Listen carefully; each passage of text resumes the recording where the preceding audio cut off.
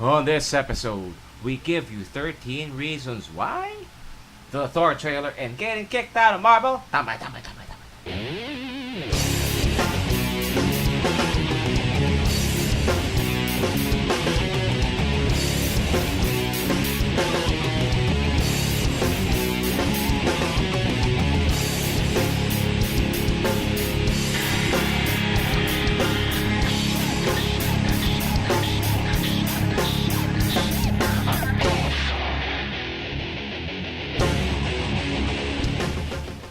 Ladies and gentlemen, welcome back to Tambay TV. I am your host once again, Pael Fajardo, and with me is... Jong Dizon, howdy! Howdy! Ba't tayo bumalik sa howdy? Cowboy ka ulit ngayon, bro. We look backwards to look forwards. To what? We look backwards to look forwards, I don't know. There's some good juice here. Yup. Oh, ito, bro, here's the challenge. I'm gonna talk about 13 reasons why the Netflix original series, haven't seen it, and you, hindi pa. Yeah. Nakita mo yung trailer, bro. What are you let's get on that first. What are you expecting to I've see? been in the mood for a new psycho thriller na hindi nabigay ng ibang supposed hindi naman to psycho thriller. Yeah, hindi naman. Pero I think that psychological thriller. Yes. Siya. Okay, and, I get it. From what you told me and then the trailer, medyo it's right up my alley some things to be uncovered. That's the good stuff. Yep. Okay. Just to give a little background on what it is. 13 Reasons Why is based on a book. Diba? And I forget the name of the author now, but then it was bestseller around 2007, 2008. Oh, that far back. Okay. Yeah. And the script, the rights to it was some of it was bought by Selena Gomez. Whoa. Yeah. Okay. So, back then, originally, siya pa nga dapat yung magsastar dun sa girl. Well, the story is 13 Reasons Why. There are 13 tapes with 13 people in them na iikot dapat sa kanilang tapes to know why this girl committed suicide. Ganda. That's not a spoiler alert. Yeah. That's in the trailer. That's it. That's the synopsis of it. What makes it an amazing journey is ginamit nila yung medyo like what do you call that? The past type thing because they're using tapes. So medyo may nostalgia dun. Yeah. That's the word I was looking for. Cassette tapes kasi siya. Cassette and then, tapes. well, we're looking at flashbacks. Pero done in a way na siguro ang nangyari sa iba kasi is that flashbacks and all its ilk medyo na overuse. Ito yung pagkakakita ko sa is mukhang they're just gonna do it linearly properly. Yeah, well, you will not be disappointed. Sa akin, it's one of the things they do well. Talaga. Nag-Stranger Things ka ba? Bit, yeah. Pero for this kasi probably it's also bringing up Ba't hindi mo natapos? Ba't hindi what? Episodes that my wife don't download it for me, so Ganon.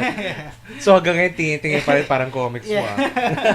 Tingi-tingi pa rin. What she can give, yeah. Yeah. Kasi with this one, they use mga 80s sounds. May Duranda. Well, there's a mention of the boombox. Parang the whole. It's got that nostalgia feel to it. Yeah. Alright. And it's if I were to define this series, it would be parang young adult. It was a young adult novel. Which was so big in the 90s, diba? When you were were you ever into young adult novels and shit? Well, you're more gay of shit in short. Hindi, sa 90s kasi pagkakita ko sa cinematog niya, it kind of brought back memories of like yung Party of Five, that type of like angsty thing. Yeah, kind of diba, does. The school thing, medyo siya that type of grit. It's got the coming of age thing. Probably I haven't seen since Veronica Mars, and I'm seeing a bit in iZombie right now. Talaga? Parang iZombie meron? Mamaya, tatanungin ko ulit yung na yan. Pero let's move on. Let's continue with the 13 reasons. Why you should watch it. Right. Another reason would be it gets really dark. Okay, like how dark are we talking? I'm gonna not spoil, but then it's not really a spoiler, but for me it was kind of odd. Somewhere around episode 12, may warning on Netflix. Like a warning, this this episode contains scenes of graphic nudity and whatever, Yeah. or violence. Yeah. Yun. So you're like, What changed? Exactly, what Yeah. changed? 12 episodes in, wala. Pero doon, on the 12th episode and the 13th, may ganon. I won't tell you what happens, but it Okay. gets really dark. Not completely uber graphic, like pornographic, no. Yeah. But then you see some stuff that you're like, whoa, they went that far with it. Okay. So, That's something to watch yeah, out for. exactly. Yeah. Watch out. And Yeah. a warning, because it's heavy. I found it heavy. Na, basta, mabigat. Oh, we Na- were talking about that kanina na I was asking you to rate it against Daredevil, heaviness-wise, diba? And you were saying that this is... Yeah, heavier. and we're Netflix heads. I Yeah. mean, that's whatever Narcos we've watched. Yeah. This is probably up there. I don't know. It struck a right chord with me when it came to, like, especially it's dealing with a very, very sensitive topic, which is suicide. Exactly, and Na medyo, just an original premise. Again, another original Exactly. premise. Pero where, yeah. a bit debatable on how it's done kasi medyo vulgar. Weird na ganun. Anyway, medyo graphic rather. It gets really graphic and Oh. really basta it hits it home. So Siguro like and this is something special kasi obviously we have a lot of TV shows right now, whatever, diba, to choose from. And nung una mo sinabi sa akin to, you were really adamant na this is something you gotta watch. yeah, And ang- this is different. yeah. It's really different. Imagine mo yung mix medyo may konting psycho horror, Yeah. psychological horror, may konting coming of age, tapos Oh, may yun nga eh. tapos Oo. may konting hindi konti, maraming mabigat na drama, but at the same time it's packaged in a way, especially and the music also plays a Yeah. big factor into it. The music is Oo. just spot on. I had to look up some of the titles of the songs. I mean, coming of age kasi we really haven't been having that a lot. Yeah, plus medyo you can say that it's not really our market as much anymore. Diba? Kasi we're older gentlemen, but it's still yeah. good to relive those parts of the past and whatnot. Basta maganda.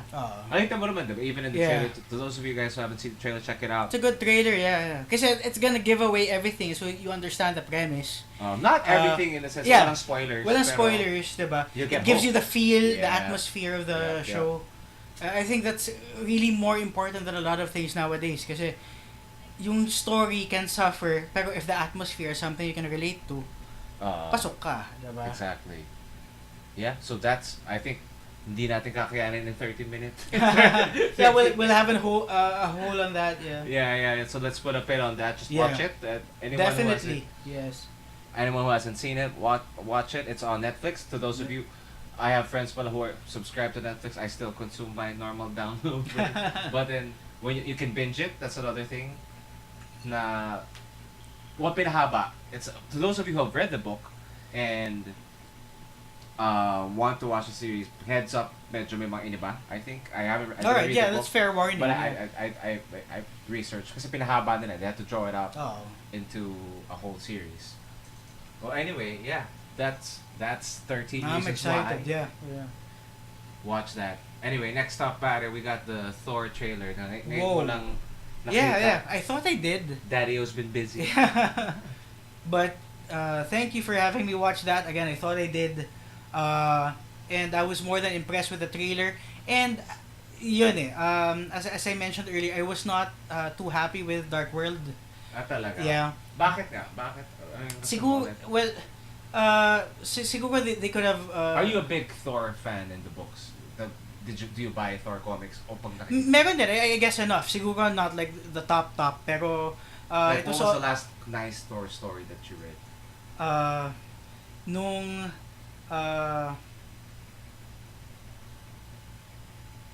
Thor and Loki were really working as one to rule Asgard. Storyline, may storyline ka ba? Yun hindi ko maalala yung Pero may exact comic ka na, storyline. may Yeah, ka. yeah.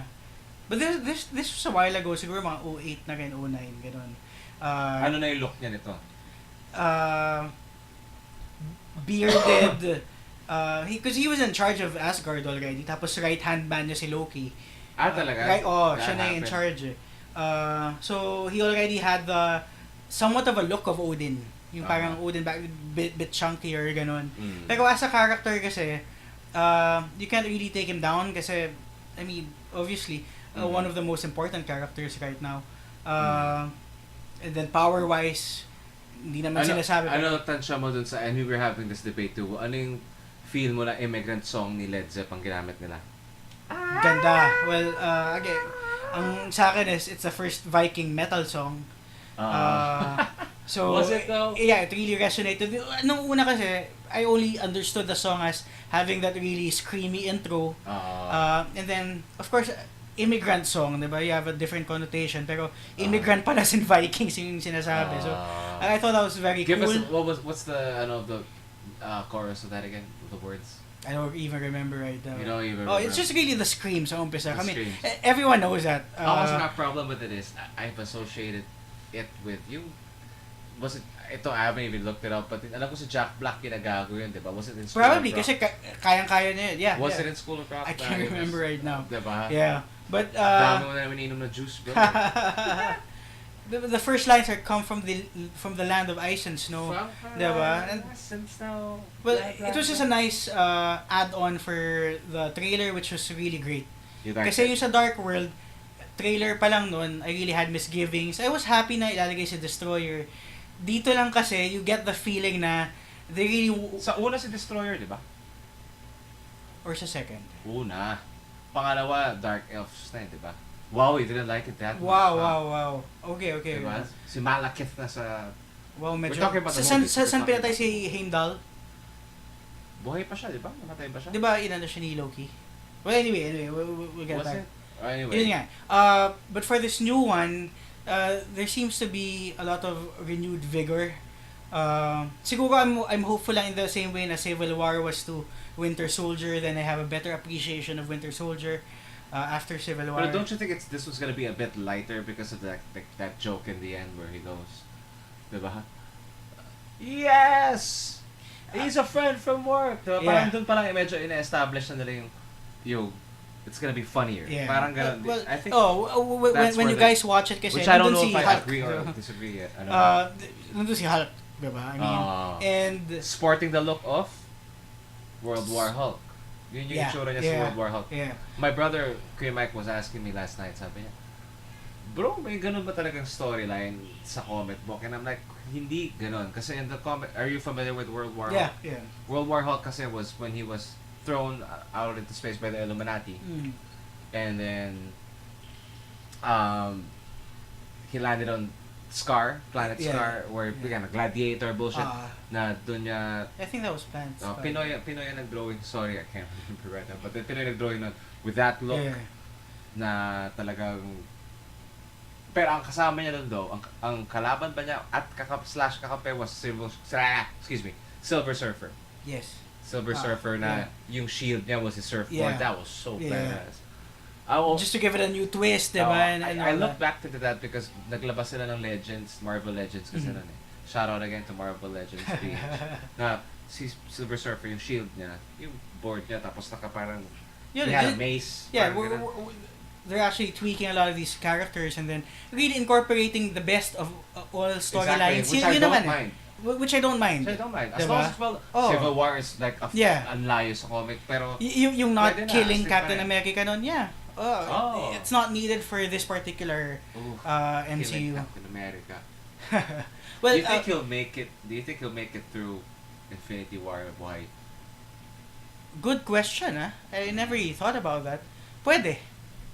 Ako, mas maganda, parang hesitant ako sabihin na magandang patay para lang may iba. Maganda siya, pero we're talking about the major storyline for this type of cinematic storytelling na intertwined. Parang I don't think it's feasible na they would kill off the de facto leader. Diba? I mean, at least for the kids. Na parang at the end of all of that, patay si Captain America. Parang maybe not this time. Although, of course, they did it for Superman. Yeah, but going back to Ragnarok, trip mo yung parang disco shit na ginawa nila sa visuals? Visuals, yes. Oo. Talaga? Siguro, resonated with you? Well, siguro because of that whole Guardians of the Galaxy treatment, medyo they swung a bit for this, ano? Even sa humor, diba? Tapos dun sa visuals niya, I think it's supposed to be done. They're supposed to experiment a bit. Hit or miss ito, I think, for the masses. From what I've seen, again, a lot of it looks people really enjoyed strong. it. Kuya Mike, It my looks brother, strong, Kuya Mike barely forwards shit like that, but then Finorward. finorward niya sa group namin nilagay. I'm like, but I've seen it, of course, but he was like a day late, but then still got into it. So he's like, parang excited about the Thor thing. Yeah, incorporating a bit of the Guardians of the Galaxy humor and visuals. Hela, kamusta yung execution ng Hela para sa'yo? Well, all the ladies I saw there were well built. Pero parang Teresa, whatever her name is, si Creed, the girl, parang di bagay na Valkyrie. I imagine someone bigger. Pwedeng better, yeah. Pwedeng better kasi we're already looking at, of course, Gal Gadot was Wonder Woman, and I think medyo magiging, iconic image. Just yung, that lanky type na maskulado pa rin. I don't know, it's hard to think how movie fans, especially comic movie fans, swing nowadays. Pero what I notice is that if the trailer hits strong, the movie hits strong also. Yun ang napansin ko. Pag nabati ko sa... Except for BVS kasi parang the trailer... Sabagay, the last trailer was shit. May misgivings na eh. Sabagay, that's true. Oo nga, that's true. Ito, sabihin natin prejudging or what not. Or si Apocalypse na medyo iba na yung cool. Yeah. Medyo trailer pa lang, alam mong may mali na. Yeah. That's true. That's a good observation. Ano nga ba, I'm trying to think of a movie that had a kick-ass trailer but ended up really like, Hindi, kasi... Wala, no? Once the trailer's out, then there are already a lot of fan talk about it also. And that sways a lot of how we enjoy still these movies, diba? We got swayed. Ganun talaga eh. Diba? In the same way we got swayed by the comics before. Kasi ako, as Thor, I'm a surface lover of Thor. Except for this new Jane Foster thing, because I was curious who the Lady Thor was. Spoilers, it's Jane Foster now. But that was, plus the art is really amazing. Okay din. Timeless characters na kasi. I mean... Pero parang kasi dati hindi siya ganun kakul eh. Hindi ko nakukulan masyado. Well, it was such a Norse thing for me. Hindi. Tsaka parang confined dun sa nangyayari with Odin and Loki and... Diba? That's myth. That's Norse myth. Diba? And then nagpa-fluctuate rin yung actual power na. Yung strength ng actual power na. With the times. Kasi nung, diba, he had that portion na puro siya mga pouches. Diba? Ayun na naman tayo sa pouches. Yeah. Pero puso yun eh. Sign of the times. Mga drawings. Speaking of artists, pare, let's move on to the next one. Talking heavy. about, ito medyo heavy. I don't know, it's different. It's a different kind of news. Coming off an artist named Ardian Syaf. Honestly, Syaf, however you read that. Ardian Syaf. Yeah. Honestly, I've never seen his art. I fell off the X-Men thing with all the X titles kasi they're trying to bring it back, and looking at his art, decente naman yung art niya. Yeah. Pero may ginawa siyang kalokohan. To those of you who don't know, he snuck in, we're reading it off. Can be taken as anti-Semitic and anti-Christian. Yun na yung in a nutshell nung nagawa. Nag-drawing siya sa dibdib ni Colossus ng it's a verse. It's a verse. Letter, ang tawag sa kanyan? It's a verse. Yeah, verse. Well, it says QS5 QS551 na medyo anti-Semitic na tinitira mga leaders and shit. Yeah. Well, open to interpretation nga. I think yun yung what he was banking on. Okay. English translation reads, "O you who have believed, do not take the Jews and Christians as allies. They are, in fact, allies of one another, and whoever is an ally to them among you, then indeed he is one of them." Ang isang sinasabi dito is that allies are taken to mean leaders. So, there's a bit of a backlash. Actually, hindi bit off kasi natanggal na siya, no? Hindi, nag-resign. Parang nag-tweet kasi itong guy na to. Because I was following the story as it was happening. Nag-tweet pa siya na parang I've just lost my job at Marvel or some shit like that. Bye-bye. Yung mga medyo may konting cockiness. Yeah. Na maybe it was, I don't know how it was, man, but he just parang sumuko lang automatic. Let's check out what he was saying. Ito, to quote him, yun, my career is over now. Medyo, Ayan. ito, Please, no more mockery, debate, no more hate. I hope all in peace. I think the problem here is that just him putting this out there really puts a lot of medyo sugal eh. Sugal yung ginawa niya. sugal, and this has happened sa comics naman, di ba? Sa homosexuality, etc. And you could get the sense na he was trying to push for something here. But was it really such a big thing that he wrote that on? Medyo mali na nagbibigay ka ng hidden messages, ganun ba yun? From the time we talked about this earlier, nag-iba kasi yung take ko eh. Initially, sabi ko na, well, he's giving a statement, and this is what we do in movies, in whatever media, nowadays, in songs, whatever, di ba? Mm-hmm. Kaya lang, well, you Does know, it honestly, come across as hateful to you? Hindi sobra. As a Roman Catholic, I'd rather he didn't. On a personal note. Really? Sa akin kasi na, maybe there was something there to strengthen, I wouldn't want to say terrorism, pero right now kasi it's very sensitive. Yeah, it could, the way it's said, it could na maybe not now, maybe this wasn't the right time to do it, honestly, for me. With a lot of unrest. The best time to exactly. do it. And parang just to strike that chord na true. Maninis siya, diba? I could be wrong kasi South Park did the same thing with all the feathers they ruffled before. Ito naman, siguro, maybe on a personal level, pero I think he understands na just him saying, please, no more mockery, no more hate, I hope all in peace. I think he understood na this could swing either way. And pero this time, it swung the wrong way. In your opinion, is it enough to get kicked out of Marvel for doing that shit? Probably not sa akin. Diba? Probably not. Maybe like a little slap on the wrist. Maybe people are exaggerating it a little bit. Parang, huy, may sinulat ka na hateful sa whatever. Kasi hindi naman explicit eh. He's quoting something. It wasn't explicit. And he's quoting something from scripture nila. Scripture, passage, there you go, scripture. Passage, that's diba? I mean, how many of us have Austin 3:16 shirts? Diba? Ganyan, na parang feeling lang niya, whole lang yun siguro. Sa akin, a bit blown out of proportion if you ask me. Na medyo hindi dapat nasisanti ng ganun agad. Sa akin, ito sa viable trial, diba? He gave it a good fight siguro. It's not yet ready, that's what happened. Hindi nga, he didn't put up a fight. He just, when people started reacting to what he posted, inunahan na niya ng my career is over now. Wala pang, biglang parang sumuko lang na, okay, huli nyo. Pero I think he understood. Everything, when he was drawing, thinking about what he was gonna draw, alam niya eh. And I think that was a fight for him. Just to put it out there. It didn't work out this time. Again, for other media, diba, when you introduce a different type of character, a different type of sexuality, whatever. Exactly. See, diba? On that point, that's where I was going also.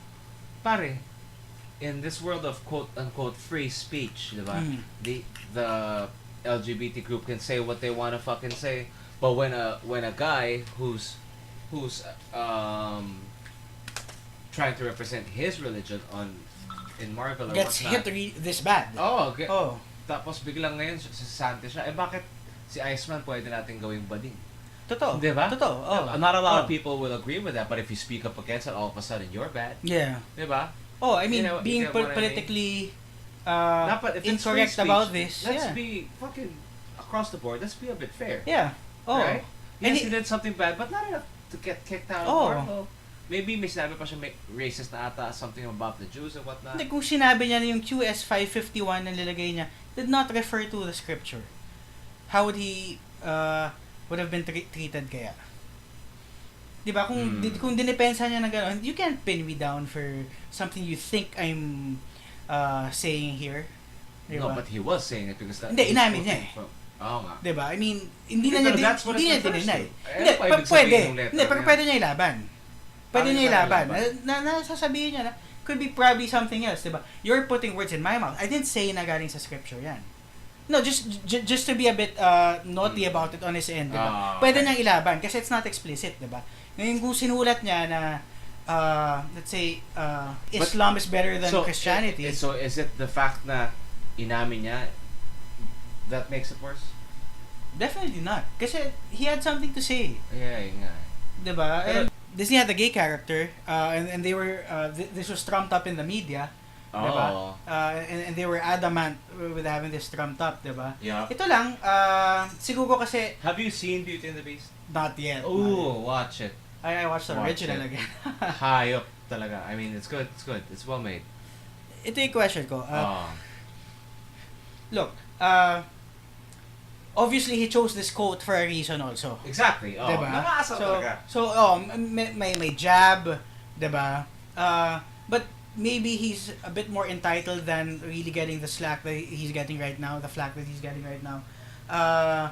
He tried, he failed. I think it's a done deal already. Yeah, it's a Kasi, now, we're not gonna have a lot more of jabs like this because of what happened. Yun lang yung siguro downside na it stunts the growth for freedom overall, diba? That we thought we were all getting with LGBT, etc. Yeah, exactly. Violence. That's just my point. That's not, if it's gonna be free speech, it's gotta be free speech across the for board. all. Yeah, Oh. man. I mean, medyo, it wasn't even kill your ganyan. They're just saying they're not the leaders. He got a bit preachy with what he wanted to say, but it's not. It wasn't. I don't find it criminal. I don't find it. I don't find it like sa comics, diba? whatever. Even mainstream comics, ang daming mga preachy stuff na lumalabas. Diba? Watchmen lang eh. Diba? Yung ganong type. Diba? There's a message, and the best comics always have that. Diba? Yep. Pero sa Watchmen, diba may mga ganong klaseng Easter eggs? Na ganong level. Kasi ako naisip ko lang ng gumawa niyan, si Wills na may nakalagay na makulit sa jacket ni Colossus. Yung mga maliliit lang na representation. Straightforward siya eh, na to the point of really how to unite, diba? Ganun naman yung nangyari sa Watchmen. Exactly, Diba? That sometimes it needs a really, really awful way, diba? For this way lang, maybe kasi parang nilagay lang sa t-shirt ni Colossus. Maybe if it was done, if the message was done in a half storyline maybe. Ito kasi parang nilagay lang dun eh. Kaya parang gaya na sinabi mo. Jumajab lang, diba? Sumusubok lang mga kalusot. Probably Marvel did things differently with LGBT noon with sila Shatterstar ganyan na it was a bit more no, pero see, that's the thing, they get a bit more of a pass than the religious thing, diba? Exactly. Because now, I don't know, sa akin, maybe he's a dick, maybe the artist is a complete dick, maybe he's a nice guy, maybe he's a holy person, whatever it is. Let's call a spade, look at the facts. Nag-post siya na medyo debatable, hindi naman criminal suggestion, medyo preachy na don't listen to the whatever, diba? We just read it. But it doesn't strike me as criminal enough to get I would rather have had him crucified for it. Well, check out where he would head into eh. 'Di ba? Sige, hayaan 'yan, 'di ba? Ano yung next niyang gagawin? I think that's a bit interesting. Like how he would incorporate that, 'di ba?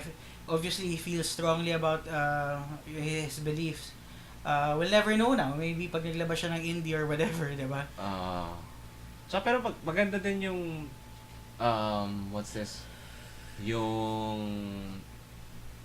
what was I gonna say? Sorry. God. Maganda rin yung art niya. Yeah. Pero outside that, I don't know, man. But I think Ken Lashley's taken over. Yung mga, he has 2 more issues na lalabas na kanya. And I think one dude's taken over and then Ken Lashley. Talagang fill in na Marvel. Which brings me to my next question, pare. Is another topic, since we're on the Marvel side of things right now. Recently, Marvel has declared, I'm not gonna quote that, so you guys know what I'm talking about. Look it up. Now, the dip in sales now is because people don't appreciate diversity. Kasi diba, gumawa sila si Miss Marvel, Tinyan na babaeng stretchy, whatever. Yeah. Si Thor babae, si Captain America, si Sam Wilson who's black, alam mo, the diversity. And bagsak sales sila for the past year. And they're blaming it on that. Tapos sabi nila they'll go back to normal programming if that's what they have to do. What's your take on that? Well, sa akin, they have to experiment. Kasi it's worked with, again, sa movies, Guardians of the Galaxy. Marvel side. So, kampi ka kay Marvel or Na okay lang yung diversity? Yeah, well, Tama ba yung ginawa no, nila ngayon? diversity, Or was that the reason why diversity people... in the sense na they have to progress and move forward and they're trying things out. And, you know, so was all new and all different Marvel a good gamble on in your opinion? Sa akin, it was good for the main reason they had no choice. Kasi the Okay. established characters, the original origins, alam na ng lahat eh. And until new characters really break out. So okay lang sa'yo yung mga tipong ginawang bakla si Iceman? Well, I have preferences for how they could handle the characters. Pero ang sa akin is they don't really have a choice. They have to experiment. Pro Marvel ka in that respect Hindi naman, parang I accepted na talagang marami ng universes, 'di ba, na we can't go back to having just total canon for all. Ganun na 'yun eh. And maybe if we open up, it can be more fun. 'Di ba? Just more storylines. Sa akin, it's not, I get it. Na sige, diversify. Me too, I'm fine with that. Sa akin, it's more of the way some of them are written, some of them are Exactly, are doon sa drawn. writing pa rin eh. Doon na uwi just good stories. I don't remember. I've dropped out of reading them like faithfully. Na parang maybe it's also a sign of the times where nothing just that interesting is happening. There's nothing like a Messiah Complex, which was like I gotta finish that, or like an Avengers vs X-Men. This new thing we did a review of the Death of X. Yep. Recently and like ganun, 'di ba? Papaangat mo now si it's like Inhumans versus X-Men. Ako medyo hindi ko type kasi. And people are getting wind of Black Bolt. I mean, the first time around naman ni Black Bolt back in the day, wala naman talagang hulabaloo eh. Pero ngayon, you get to hear his name a bit more and with the proper reverence, 'di ba? Which I think kasi my personal bias is the X-Men. Well, they're bringing back naman in good swing. Kasi the problem is hindi nila masyado dapat pinapromote. They were at least for the past couple of years pushing Inhumans down X-Men fans' throats. Yun ang problema. Yun ang problema eh. Oh. Na, sa akin naman, they can be cool enough if treated properly, 'di ba? And I think naman again, Black Bolt was always one of my favorites. talaga? I wasn't. Hindi kasi laging sinasabi nga sa kanya na just a superpower, 'di ba? Ang dami na may sonic powers, ang dami na may scream powers, whatever, 'di ba? Pero sa kanya kasi whisper lang, tapos na. Tapos na ang laban, 'di ba? Yeah. Mag-no lang siya. So until new characters really break out for the mainstream, for movies, ganyan, wala eh. Kasi si Deadpool nga, i-consider pa yan newer character eh. 'Di ba? Ng mga tao, hindi siya overall classic, 'di ba? He's a cool new character. And a lot of people that didn't really read comics in the 90s, wala talaga. Sa kanila, pero kilala nila si Deadpool because it's also one of the strengths of Deadpool is that he has the quote-unquote Spider-Man appeal. Yung simple yung costume. Yeah. Diba? Breaking the fourth wall. Mag-drawing ng bata. Yeah. May ganun siyang aspect. Pero hindi siya pang bata. Yun yung you could draw him with 3 circles. Diba? Right, Ganun, exactly. Kasi even my one of my barometers or my pamangkin. Yeah. Na if they know the character, there must be pasok na sa mainstream. Yeah. Parang there must be something that resonates that could penetrate easily with a character. Yeah. Like si Deadpool. When we're checking out, it's Deadpool. How do you know Deadpool? And he's like, wala lang. They see him in some cartoons, I guess, na alam ko na appearance siya was in Ultimate Spider-Man, the cartoon. He was there. Ano kasi, like... or maybe the trailers nila, kulit din kasi nung trailers. Yeah. Tsaka yung mga emoji niya na, kulit din eh. Kudos to the marketing and that. Well, anyway, so going back to the Marvel thing, pare. So, sa akin, I think it's the stories, come up with more than anything else. Or crossover. A lot of people have been the summer crossovers. Have been complaining about the crossover. Sobrang dami naman din kasi crossover. Yeah. Civil War nga, hindi ko natapos si Civil War 2 eh. I think saturated na kasi. I should get back into that. I think everything's saturated.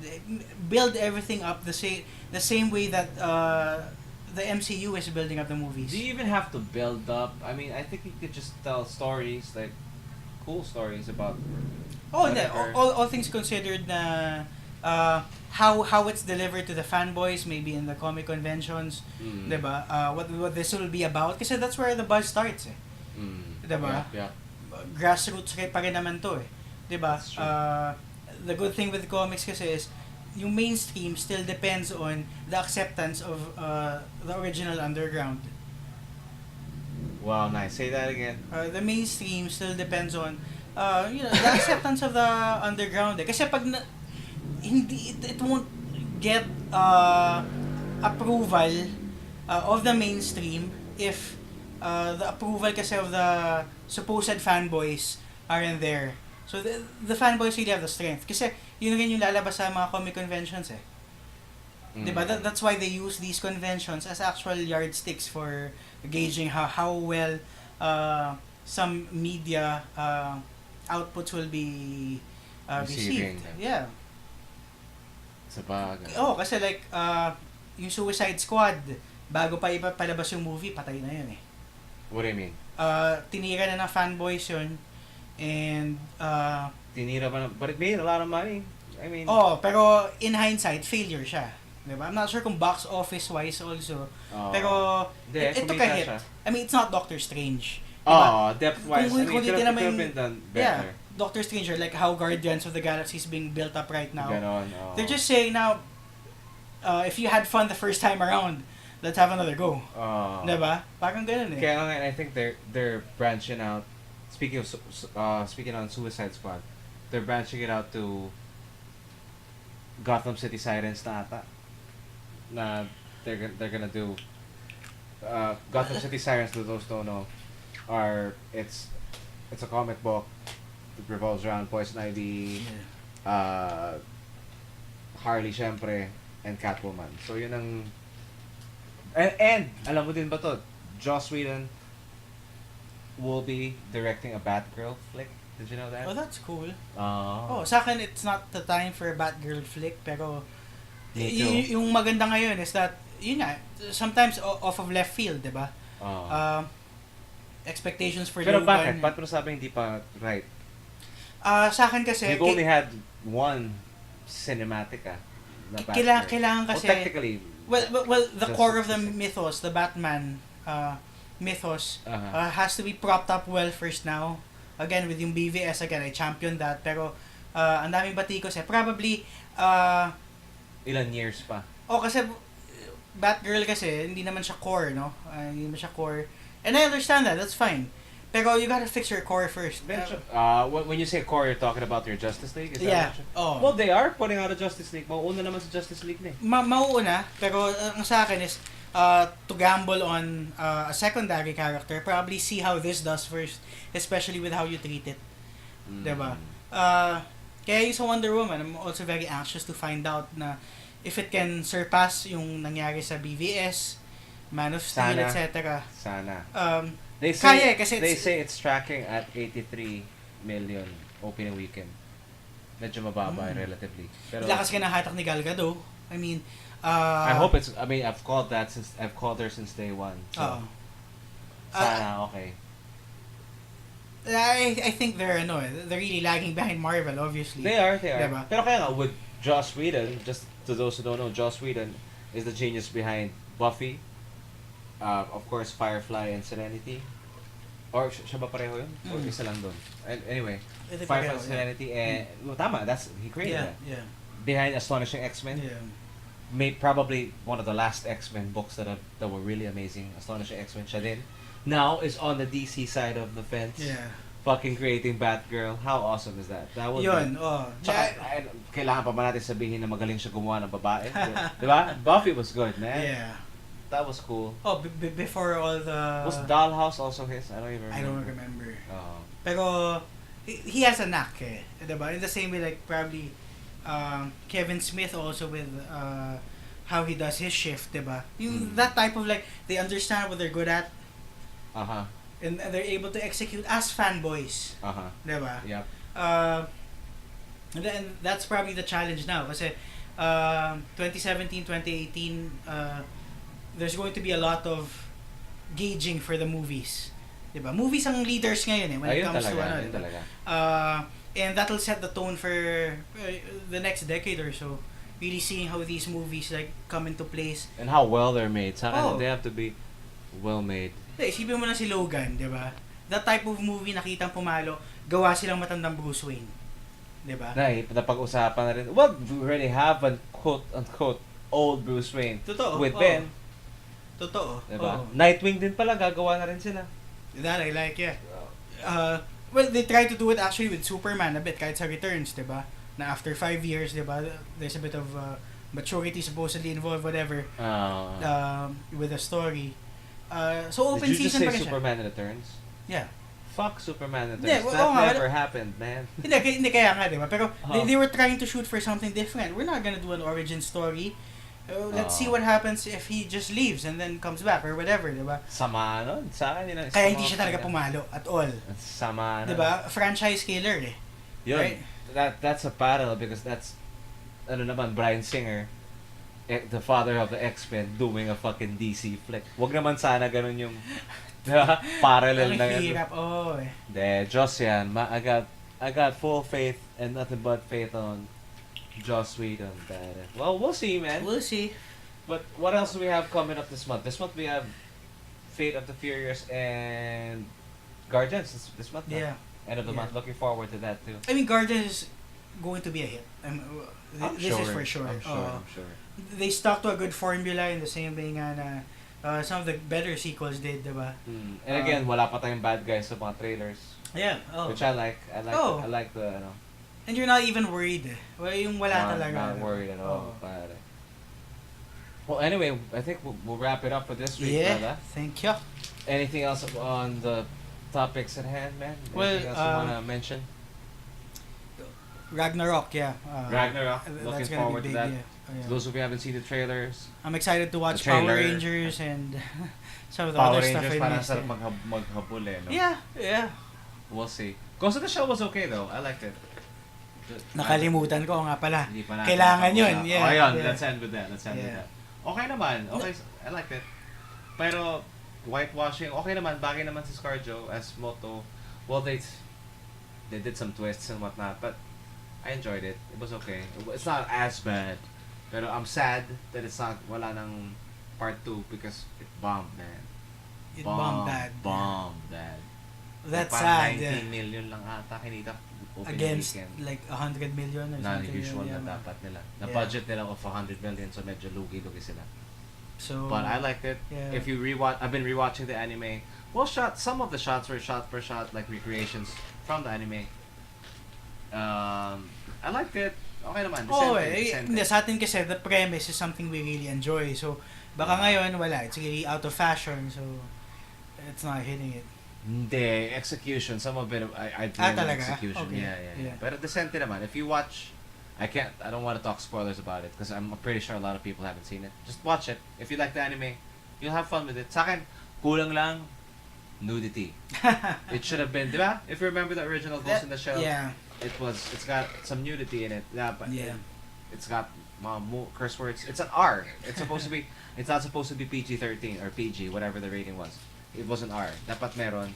I think it adds to the mystique of it, the darkness of the topic, that you could really go in depth with it. But then they don't do it. That's sad though. I had high hopes for it. Yeah, me too. I had a lot of people hated on it, man. I liked it. I liked it a lot.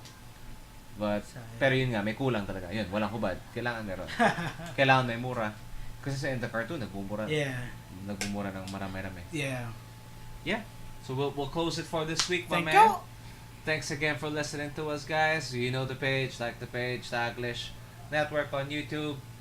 Tambay TV is the show. I am Pael Fajardo with my co-host Jong Dizon, howdy. Adios, guys. Thanks.